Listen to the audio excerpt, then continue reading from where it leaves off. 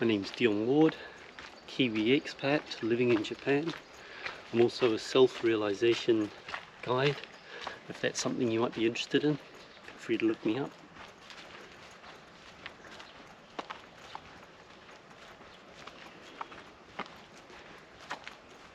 For anyone out there who might be interested in what it means to be spiritual or to have a spiritual life, I guess it means different things to different people. And so in that respect, to start off, I wouldn't use the word spiritual or spirituality to describe my practice.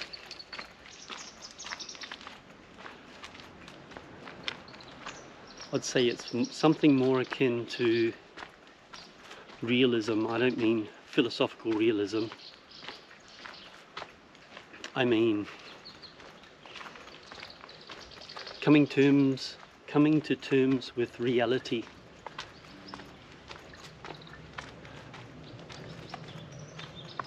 Coming to terms with what you are and what you're not.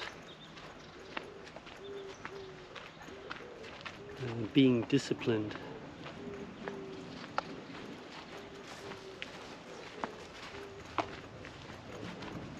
Being disciplined, but not being disciplined in the way of necessarily you have to get up at 4 o'clock every morning and run, and you have a set number of practices according to a certain schedule. That is discipline, but I mean discipline as in the resolution that you've made within yourself, your attraction to getting to the bottom of it all. And that means, as I've mentioned before, probably a million times, being available for what life has to give you, as to how you feel on any given day, as to what you feel attracted to, as to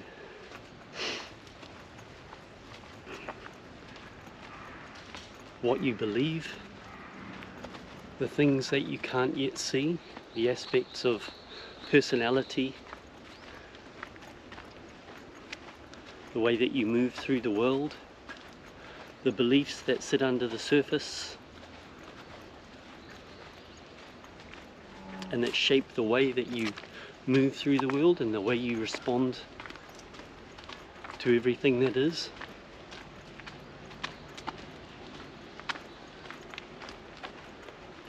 It's being honest with yourself.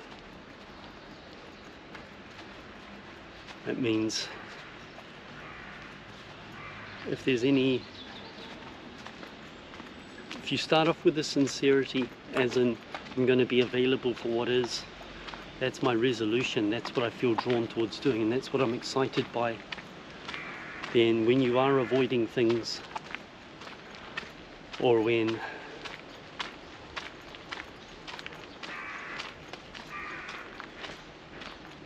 you're accosted by certain feelings,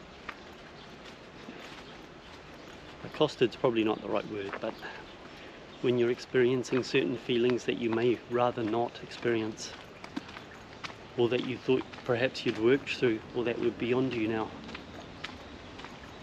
or in your past, and they still manage to resurface in some form or another,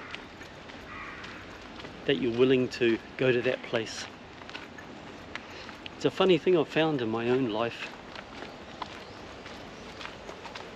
As time goes by, I become happier and more fulfilled and more satisfied,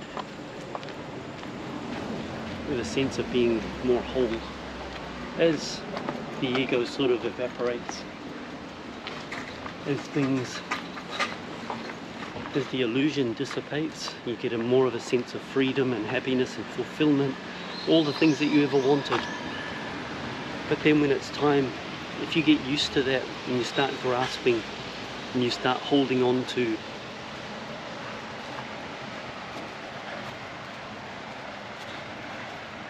that feeling and thinking that's the be all and end all, it's easy to sort of, in a way, become addicted to feeling good.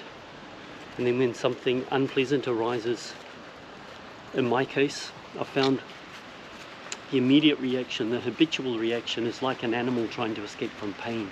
It's just avoidance. Just don't look at it.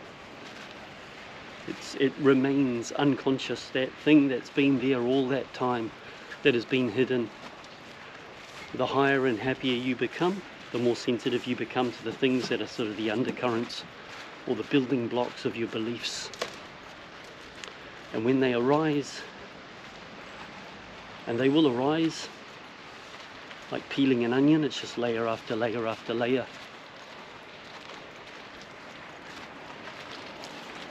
And in my experience, limited experience, but my experience, it tends to get more subtle and finer as time goes by.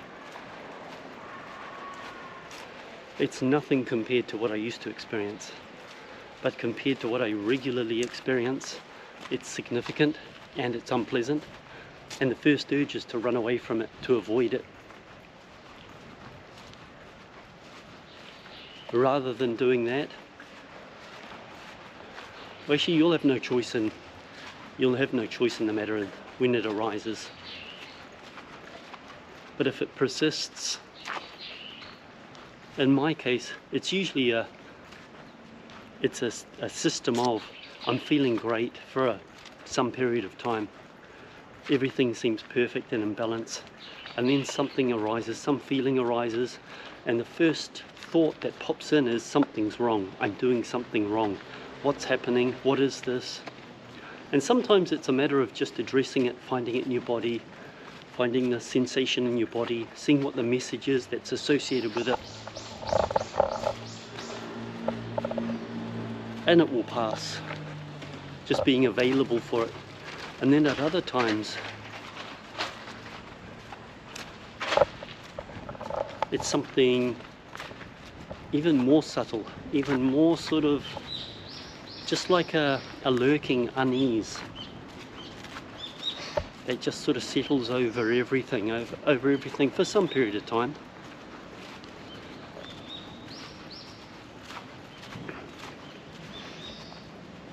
And I think it's for some period of time because it takes me that long to relax inside it, rather than having that animal reaction of like, this is something I need to avoid, this is something I've got to get away from. It's more a feeling of, I become accustomed to it. The more accustomed I become to it, but still aware of it, the less of a threat it seems. The less of a threat it feels. And then there's a sense of being able to relax with it. And once that sense of being able to relax with it and not just trying to run away, not just trying to change it, once that comes in, then I start to understand it. Then it starts to get processed in the way that it should be processed. It's a funny thing, man. It's such a funny thing. It's so out there. I mean, it is endlessly fascinating. This life of observation and I guess you can say contemplation. I like the way that sounds.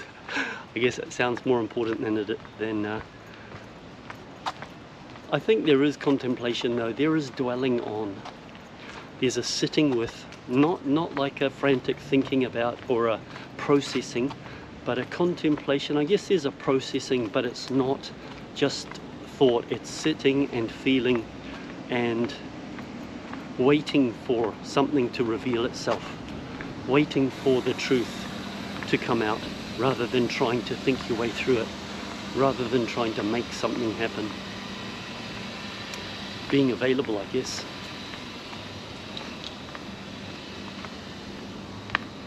Trying to find the heart of it, sitting with it and being quiet and letting it be what it is and becoming acquainted with it. Like, maybe that's it. Something along those lines anyway. I can't put my finger on it exactly, but hopefully that sort of description at least gives you an indication. Anyway, there's nothing better you can do with your life I mean, it doesn't mean that you don't get anything done on the outside. The more that you get done on the inside, the more free you become, the more at ease you become, the more you enjoy your life, the more you see beauty around you, the better you lose the any vindictive or jealous or angry, or everything just slowly abates. It just slowly reduces, and you start to become someone that you're happy to be.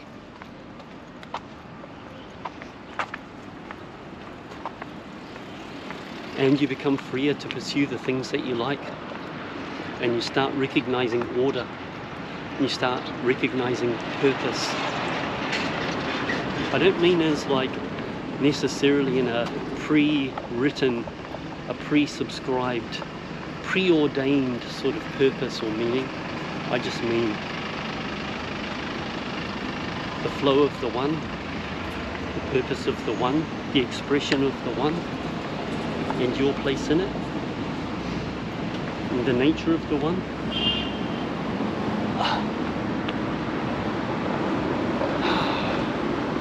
I could go on and on actually. It was really nice, but now's about the time to stop, so I'll stop here.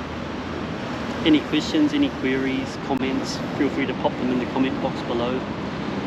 If you're interested in guiding, my link is in the description below. I think that's all. Thanks very much for listening. I hope something there was useful or inspiring to you. Have a great day. See you later.